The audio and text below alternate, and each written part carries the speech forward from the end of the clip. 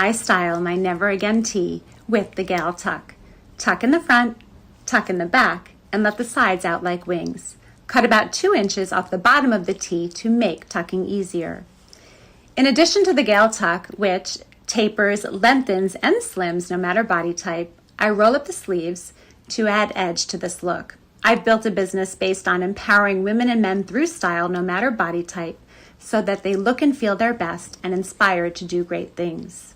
Here, I've styled my tee with well-fitting jeans that help me feel my most confident and brown booties that soften any look. On October 7th, I made a commitment to use my voice and my platform to help ensure never again means never again. Here in an evening look, the Gal tuck, a maxi skirt, roll up the sleeves. I am a proud Jewish mom. I converted from Catholicism. I grew up with a Catholic mom and a Jewish father. Never again is now. So things have been getting kind of weird. When I am creating stuff for the internet, involved in that process is some level of asking, what do people care about right now? What are people interested in? What conversations are taking place in the political and cultural zeitgeist that would be interesting to contribute to? But like any of us, I too get these uber specific fixations that can at times feel uber specific to like my interests as a terminally online person. Fixations that don't necessarily lend themselves to productive discussion on a platform where potentially millions of people might see it. For example, not a week has gone by over the last 4 years that I haven't thought about the James Charles versus Tati Westbrook versus Jeffree Star versus Shane Dawson multivitamin pedophilia controversy. But it's like one of those things that you just keep in the group chat, you know? Today, we are going to be exploring one of these fixations, albeit one that is objectively much more important than beauty YouTube drama. Basically, since the attacks in Israel last October and the subsequent and ongoing Israeli assault on Gaza, I have been quietly glued to this meteoric rise of what I'm going to call Zionist influencers. Basically, creators online, not unlike myself, who have, especially over the last few months, built personal brands around being aggressively pro-Israel. A lot of the pro-Israel content these people create, and especially the pieces of content that get shared the most widely, take on this very specific tone. It's very antagonistic, it appeals to emotion, and it's not that pro-Palestinian content can't also be those things, but you'll see in a minute that a lot of the more viral pro-Israel content just does it in a very specific way. One that, in my opinion, tends to veer into right-wing grievance buzzword territory pretty quickly. And speaking of that, a lot of this content comes from self-identified liberals and gets reshared by self-identified liberals, or, you know, people who claim to be liberal because they care maybe about very specific types of gay people or, you know, smoke weed. But then the content that these people are sharing, again, around this issue is talking about like pro-Palestinian rallies on woke college campuses and blasting diversity, equity, and inclusion programs. And it's like, it's been really interesting for me personally watching how many people in my own life have uncritically started to regurgitate these like very Fox Newsy right-wing talking points on this specific issue. And it does make me wonder how many of these people ever had any real principled beliefs in progressive politics to begin with. Anyway, because my brain is so rotted by the amount of hours I spend looking at political content online every day, it's hard for me to guess how much the average person, you, have been thinking about this specific convergence of geopolitics and influencers and propaganda, but I can tell you why it's been top of mind for me and why I'm going to try my best to make it interesting, even if in this very moment you're like, Matt, what the fuck are you talking about? First of all, as someone who talks about politics and culture on the internet as a job, I'm always interested to see how other people take on that similar task, especially people who are arguing positions that I don't agree with. Second of all, I'm Jewish. I come from a Jewish background. I didn't grow up in a particularly Jewish town, but the Jews who did live there tended to know each other. So many of the family friends I had and people who were coming in and out of my house growing up, and, all my friends at Hebrew school, obviously, all Jews. And among those Jews and Jews generally, there are some serious ideological divides when it comes to Israel. A lot of non-Jews that I've spoken to about this stuff have an idea that all Jews unequivocally support Israel, and that makes me sad because it's not true. I'm not much of a Facebook person. In fact, I hardly use it. But amidst all of this, I've gone back on Facebook because that's really the only place where I'm connected to a lot of these people who I grew up with. And I'm curious who is sharing what. And what I found was among the more prolific pro-Israel posters, I noticed these same content creators' names popping up over and over and over again. In the same way that some people on the internet kind of associate me with gay political stuff, that's how I started feeling about these other influencers' pro-Israeli content that kept showing up in people's Facebook stories. And so I wanted to learn more about these influencers who, for the most part, I had never heard of. And the third reason why this has been interesting to me is some of these people have been talking about me, and not in the kindest way. And, I think it's kind of tacky to fixate on your own haters. And I also think it gives them more legitimacy than they typically deserve. So my bringing this up isn't about that. I'm just bringing this up to be candid about I am aware of the volume of content some people in the pro-Israel content creator community are making about me. And I am aware of it forcibly because people send it to me and people tag me in it over and over and over. And then I block these people and they keep posting about me.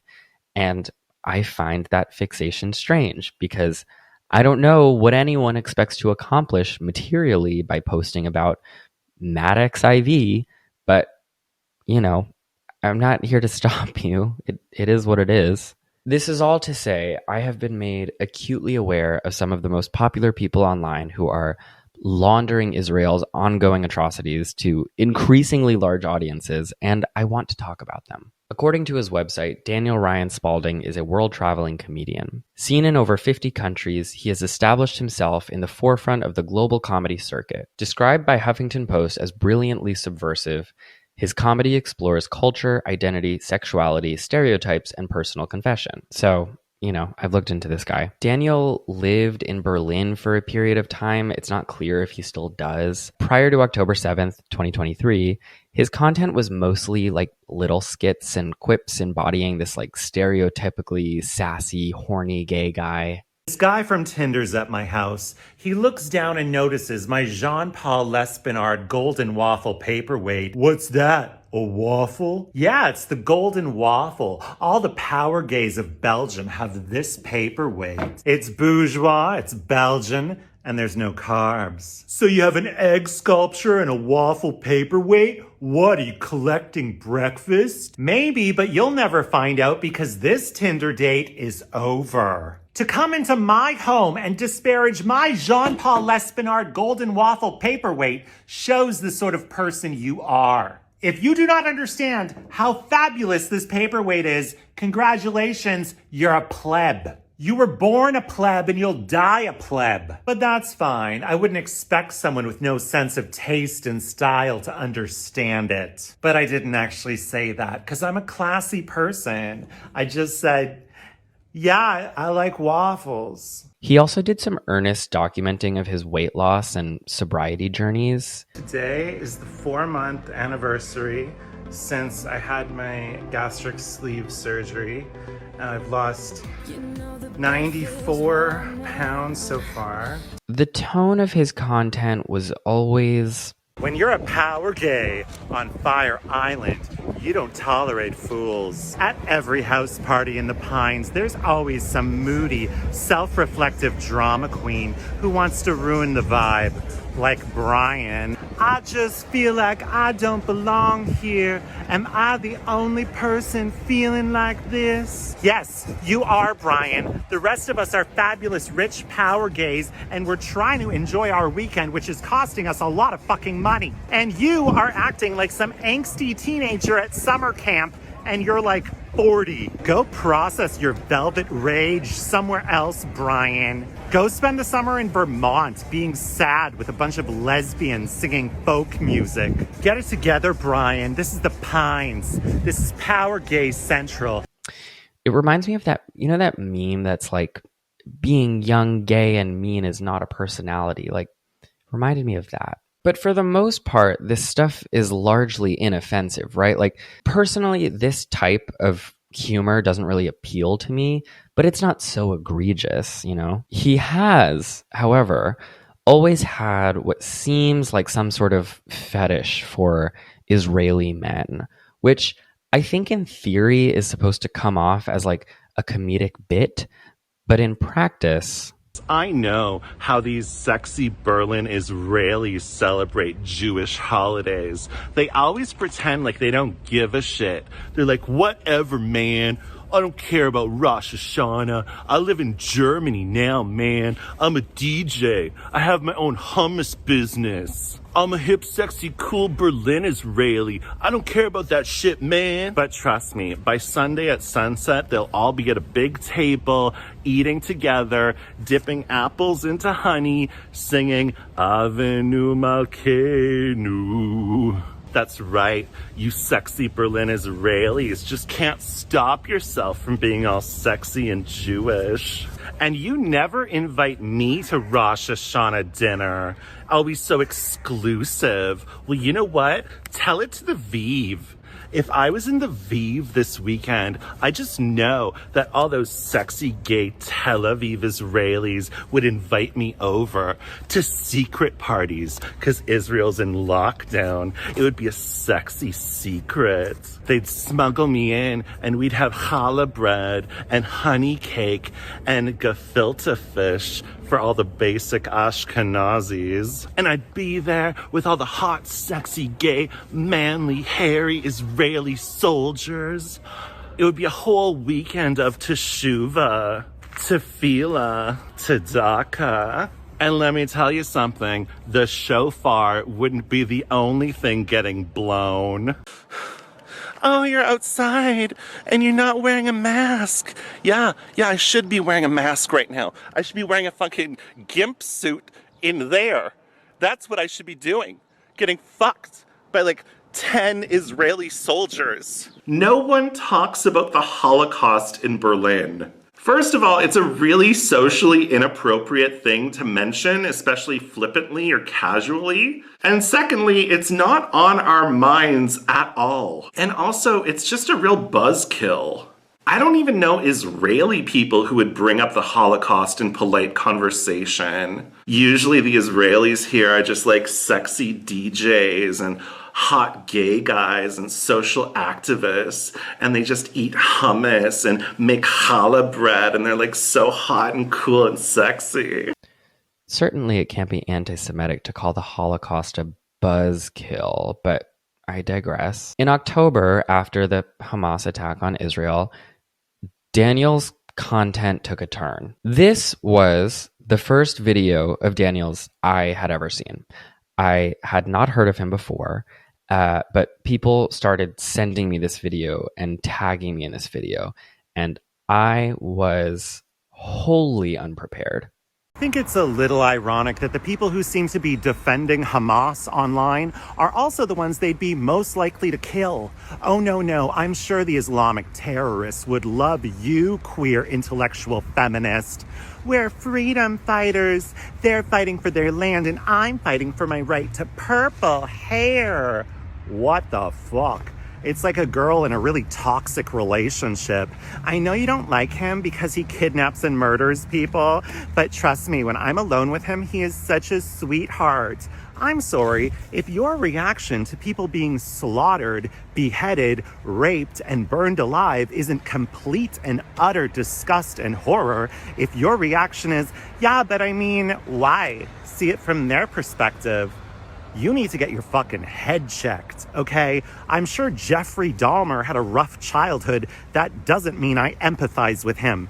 If you want to free Palestine from Hamas. So this was the first piece of content that Daniel made about the most recent escalation in Israel-Palestine. I think it's important to note that his content up until this point typically received between 1 and 5,000 likes. This video currently has 162,000 likes. So what do you do when the internet rewards you with a boost of attention for something you just posted?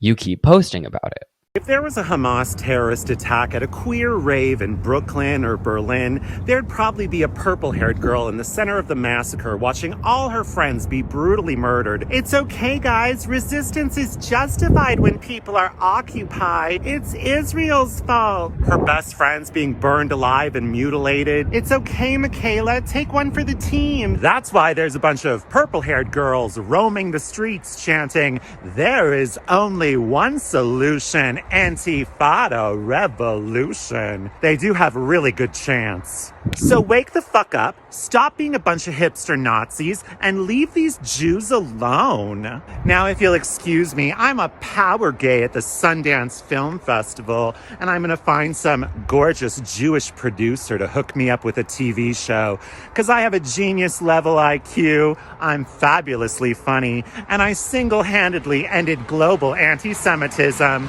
saving Western civilization. Oh, but what do I know? I'm part of the Zionist conspiracy, pinkwasher, apartheid, colonialist. Blah. Does the tone of this content strike anyone else as wildly fucking inappropriate? Like, regardless of your personal position on the Israel-Palestine continuum, and I have been very clear about where I stand, in what world is this an appropriate way to discuss mounting mass death? There's this website called Social Blade, you might have heard of it, where you can basically track users' social media metrics across different platforms.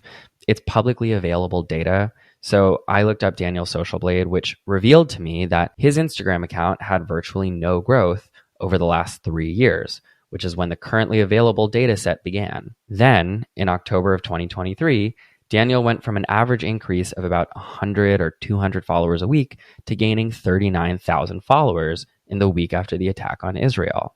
Oh, I won't speak to the authenticity of Daniel's beliefs. People do that to me, and I really don't like it. And I also just think it's a waste of time and besides the point. I'm sure he does care, at least to some extent, about Israel. But viewed through the lens of the accumulation of capital, this is brand building around ongoing mass death, right? Zionism, which Daniel hardly, if ever, spoke about previously, now comprises the entirety of his content. Here he is celebrating Hanukkah, and wait a minute, is he even Jewish? Here's an article from the Times of Israel. After the attack, I saw friends of mine posting, "Palestinians have the right to defend themselves," said Spalding, 38, a Canadian who is not Jewish, but had just performed in Tel Aviv. He's not Jewish. This person has accrued over 100,000 followers in the last few months, doing something that straddles the line between fetishistic Jewish allyship and Jewish cosplay. I guess people were particularly loving the whole pro-Palestinian purple hair girl shtick because she got her own Instagram page. She has a brand now too. Zionism is terrorism. Hi, I'm Mr. Daniel, and this is my friend, the purple hair girl. She is not a bad person, but she's been radicalized to become a raging Jew hater, and we want to help her. I don't need your help, Zionist, colonialist, pinkwasher, oppressor. Israel is built on white supremacy. From the river to the sea. Hi, I'm Mr. Like I mentioned in the intro, something that's been so interesting to witness around this issue specifically is how many people who have previously self-identified as liberal pivot so quickly into these extremely right-wing talking points and right-wing language when discussing Palestine. The blue-haired liberal is a straw man stock character that's been popular among right-wingers since the 2010s, when their whole thing was anti-feminism. People like Ben Shapiro and Tucker Carlson wanted to frame all feminists, particularly college students, as emotionally unhinged, immature girls with blue hair. Person with colored hair became this sort of like misogynistic, anti-queer dog whistle, similar to woke or pronouns today. And so much of this Zionist personal brand building crap is just that. The same transparently misogynistic, often homophobic and transphobic moral hand-wringing that the right has always done about progressive young people. You know, the woke, blue hair, pronoun people, social justice warrior, campus activists are out of control, yada, yada, yada. What's shocking to me, though, is how many people who, until recently, would have been able to view this sort of stuff as the most basic Fox News bullshit are now eating it up because they view what's happening in Israel-Palestine as existing in some sort of vacuum, distinct from the rest of the left-right cultural divide in America, which it just isn't. And it's being peddled to them by people like Daniel, who, at the end of the day, is the one benefiting from this stuff. It's not Jews who are benefiting. It's not Palestinians. It's not even Israelis. It's Daniel, the content creator. He's building a partnership with Kenneth Cole. He's speaking at pro-Israel rallies in Washington, D.C., and he'll probably end up with a show or something. All right, who's next? Lizzie Savetsky is an Orthodox Jew who grew up in Texas in an Orthodox Jewish family and went to NYU, which so did I. She formerly was a blogger under the name Accessories Expert. She married Ira Savetsky, who's a plastic surgeon here in New York, and the two of them have become pretty prolific pro-Israel posters. Lizzie has also become a conservative broadcast news correspondent on the issue of Israel because why not? Lizzie was briefly part of the Real Housewives of New York, but quickly left amidst controversy, which Lizzie said she left because of rampant anti-Semitism on set. Basically, and I'm not a Real Housewives person, so I had to do some reading on this one. What happened was, one of Lizzie's castmates, Bryn Whitfield, who is half black, asked Lizzie, who has a reputation as a matchmaker, to set her up with a Jewish guy. Lizzie said she only sets up Jews with other Jews. Bryn, who's not Jewish, was offended, and the two of them allegedly got into a row about the power of racial slurs, which left Lizzie feeling like Bryn was going to go tell the rest of the women that Lizzie had called her the N-word. Lizzie's husband, Ira, the plastic surgeon, was apparently so outraged by this that he called the producers of the show and, in retelling the story to them, used the N-word. At that point, the producers of Real Housewives were like, all right, you gotta go. So anyway, Lizzie has made a continued effort of sort of being this family/fashion/occasionally Israel blogger. And she often uses her kids for content, which I have strong feelings about, whether it's her or anyone else who does that. Like many other influencers, though, since October, her content has flown off the fucking rails. Gigi Hadid is spreading lies about Israel and making dangerous generalizations about the Jewish people. The prisoners who are under 18 in the Israeli prisons are not children. They are terrorists. Let's talk about DEI. You know, diversity, equity, and inclusion.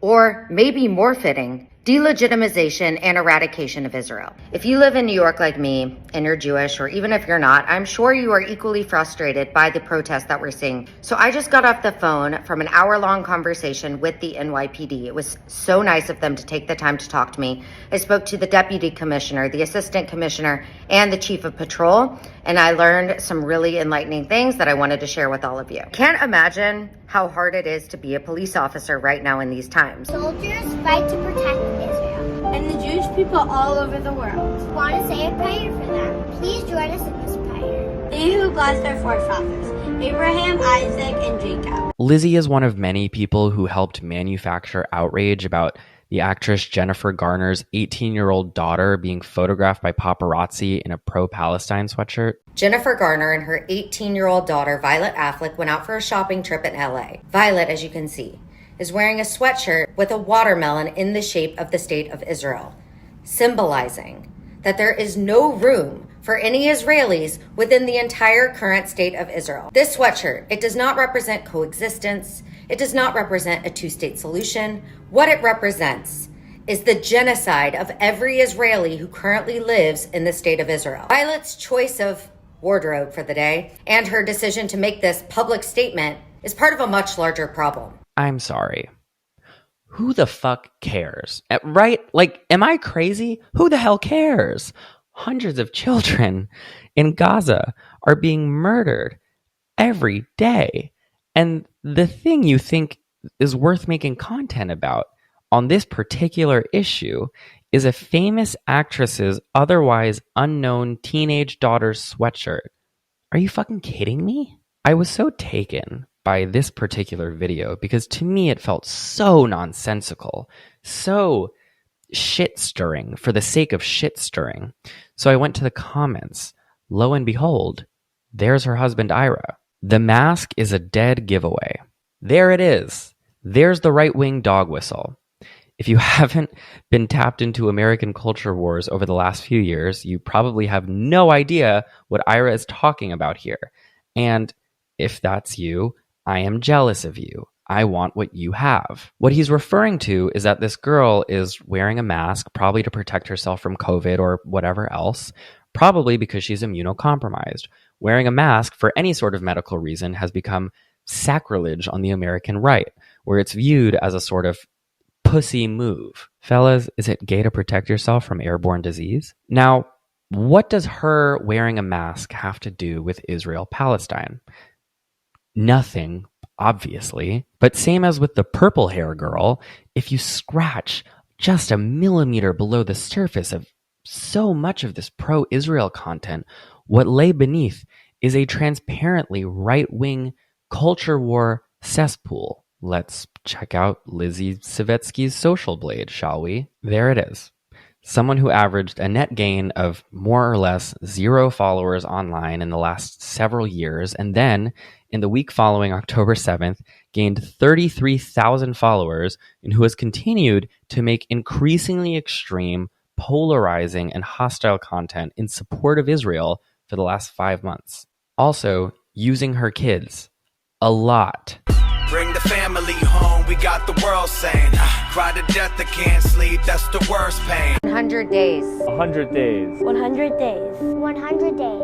100 days.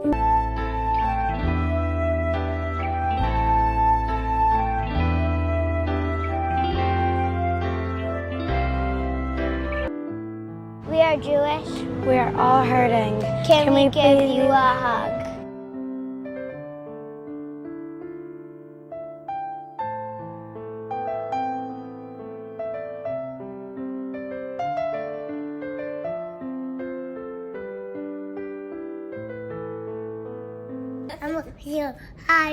I'm so high. I'm so high. I'm so high. I'm so. There is much discussion about how social media algorithms tend to radicalize users into more extreme parts of their own echo chambers. But what is less often discussed is how these same algorithms radicalize creators, or at least their content. If as a creator, you're rewarded algorithmically for increasingly emotionally and politically divisive content, of course you're going to follow those breadcrumbs. And at the end of the day, you'll be the one rewarded as a creator, while everyone who's consuming the content ultimately pays the price. Not to mention Palestinians. And look, I don't think Lizzie Savetsky necessarily needs money. Judging by her apartment and her lifestyle, she seems very well off. Her racist husband is a plastic surgeon, and she likely makes a good living off of her own work as an influencer. But money isn't the only thing you get when your content goes viral, right? You also get other things. You get followers. You get cable news appearances. You get to speak at events. You get clout. Now, I do find someone like Lizzie's commitment to and belief in the cause of Zionism to be more sincere than someone like Daniel, or at least it comes across that way. Lizzie's been posting about Israel for years, but personally, it doesn't make a lot of the content any less egregious to me. Noah Tishby is another person whose face you may have seen pop up on your feeds a lot over the last few months, or maybe you're not on the internet the way that I am, in which case, good for you. She's been an outspoken Zionist activist for over a decade and has become one of the biggest Zionist influencers over the last 4 months. Her Instagram following sat idly at about 300,000 until October when, like many of these people, it more than doubled almost immediately. Noah Tishby began her career as an actress and a model in the 1990s in Israel. She eventually moved to LA in the 2000s and had a number of small TV roles in shows like Star Trek and NCIS. In 2008, she executive produced the HBO show In Treatment with Mark Wahlberg, which ran until 2010. In 2011, her career work as an Israel activist really kicked off. She founded a Zionist advocacy organization called Act for Israel. She became a very vocal critic of BDS, which stands for Boycott, Divestment, and Sanctions, which is the Palestinian movement which encourages people and organizations to economically sanction Israel as a form of protesting their treatment of Palestinians.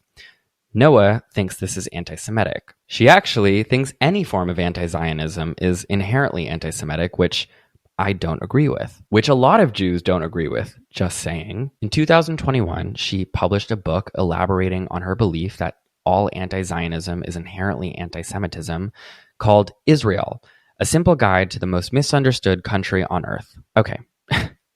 Interlude about my own beliefs.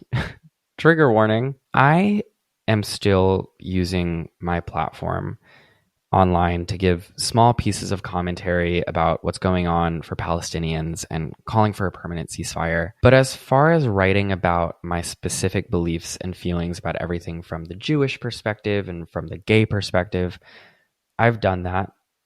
It's out there. I don't regret doing it. I would do it 100 times again the same way. However, lately, I've pulled back from really digging into the personal elements of this issue on social media because of how vulnerable it made me to harassment. It is weird to talk about this, but I also feel that Patreon is as safe of a place as any to be candid. And I don't know, guys, it's just been a crazy few months. And look, ultimately it's not this isn't about me, and people wrote mean things about me as an influencer online is far from the biggest issue right now. And as a side note, in the caption that I put with this video, I'm gonna include a link where you can sign on to call for a permanent ceasefire, and that's the real thing that we should be talking about. But on a personal level, to this very personal audience in a personal space, I just want to say it's been a crazy few months. Yeah, I just couldn't take it anymore. Could not take it anymore. But while we're in the relative safety of Patreon, I'd like to elaborate on a belief I have that I think I was introduced to by Sarah Schulman, who's a gay Jewish anti-Zionist writer. The idea is basically that if there is something that is contributing to a rise in anti-Semitism in moments like this one, it's this thing that people like Noah Tishby are pushing, that Zionism is Judaism and the state of Israel is inherently linked to Jews everywhere. Ultimately, if for any reason you start harboring anti-Jewish beliefs, that is first and foremost on you. But I do think there's merit to this idea that tying all Jewish people up in the Israeli regime isn't exactly good for our image in the world. And people call me a pick-me Jew for this, or a not like other Jews Jew. But my Judaism, my faith, my cultural practice as a Jew, my upbringing, my ethnicity, to me, none of these things are reflected in the state of Israel. I stand wholeheartedly with the Palestinian cause and the end of Israeli apartheid and occupation. Not in spite of my Jewish values, by the way, but because of them. And so when people like Noah Tishby step up to the mic and tell everyone that anti-Zionism is anti-Semitism and that you can't boycott Israel without being anti-Semitic, no matter how horribly the state of Israel treats Palestinians, that feels like a personal affront. And it's embarrassing. Anyway, back to the content. Noah does a lot of woman on the street type interviews where the explicit goal seems to be catching young people out in technicalities to make any ally of the Palestinian cause look stupid. So as it turned out, hate, anti-Semitism made its way to Sundance Film Festival, where people are calling for a ceasefire now, which is exactly what we had on October 6th before Hamas slaughtered all these Jews. From the river to the sea, Palestine needs to be free from the occupation, which is illegal. What's the river? I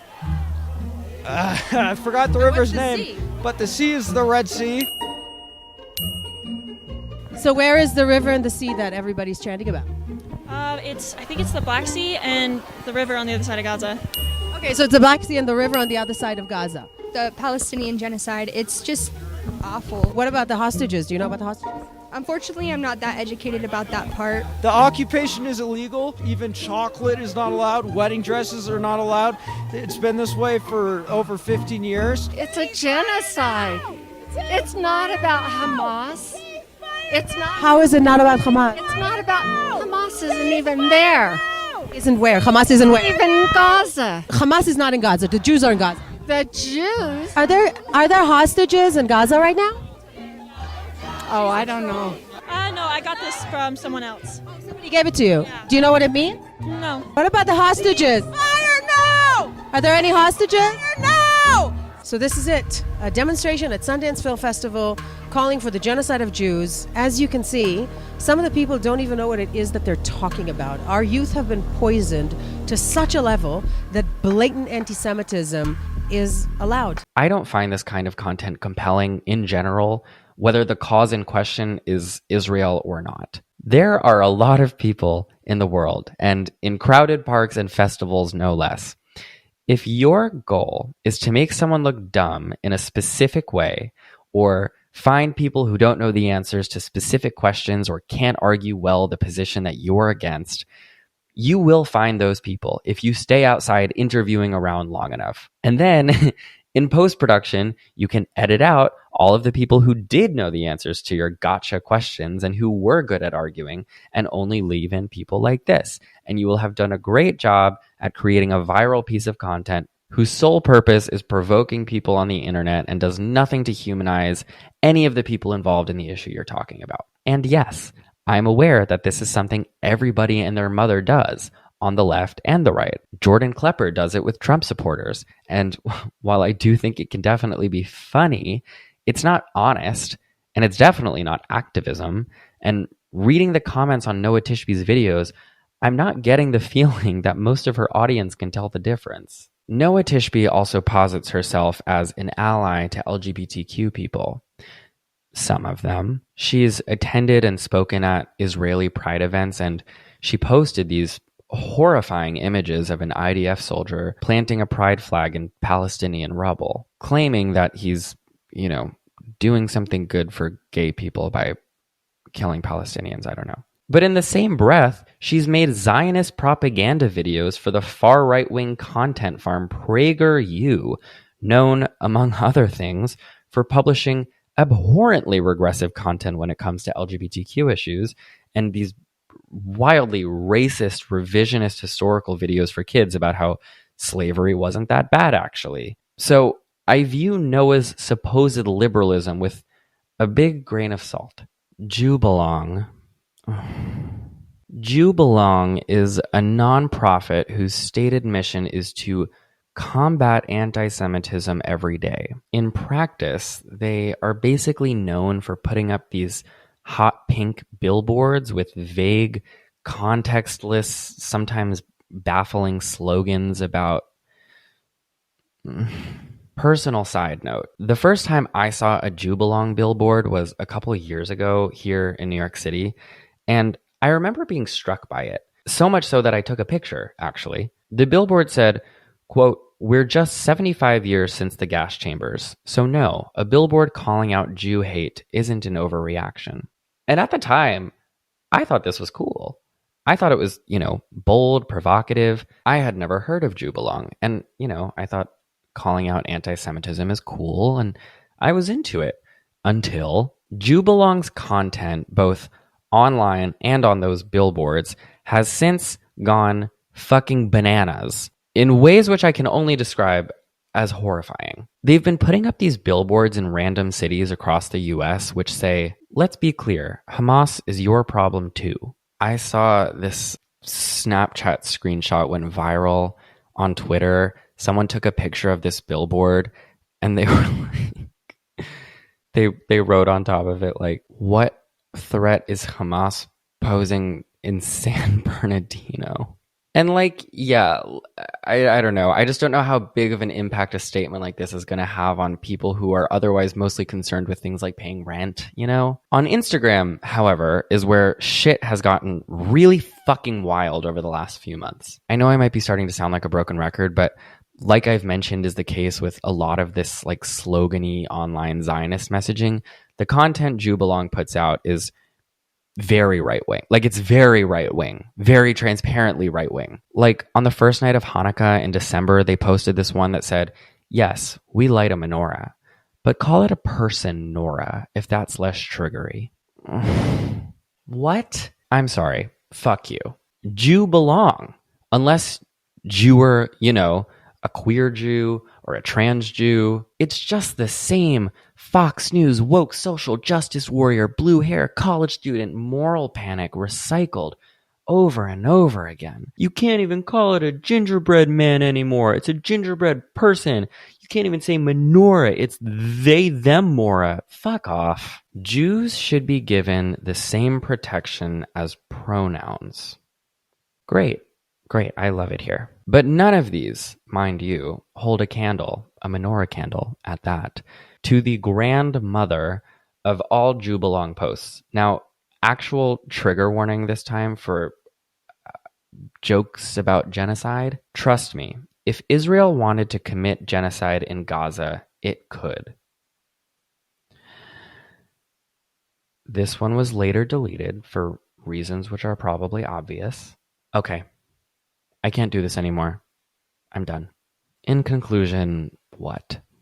In conclusion, I am tired of seeing this shit on my timeline, but that doesn't really matter because neither you nor I have any say in the algorithm anymore. I mean, you could block all of these people. In fact, I'd recommend it. I guess to wrap this up, I'll just say, you should always be critical of sources when consuming political information online, and especially with an issue as serious as this one. It has been a wild few months. Like I said, in the description, I'm going to be including a link to join Amnesty International's call for a ceasefire. Feel free to add your name. I highly encourage it. I love you. I love you. I love you. I know that sounds so stupid and fake, but I love you. I really do. I'm grateful that you're here. And my heart is with you during this and about this and, you know, everything else too. I'm just... For any Jews who are listening right now, like who don't agree with what Israel has been doing and who have been forced to like explain themselves constantly, I feel you, you know, and I love you and I see you, and you know what's right. All right, that's it. It is literally 1:30 in the morning. I gotta stop. I gotta go to bed.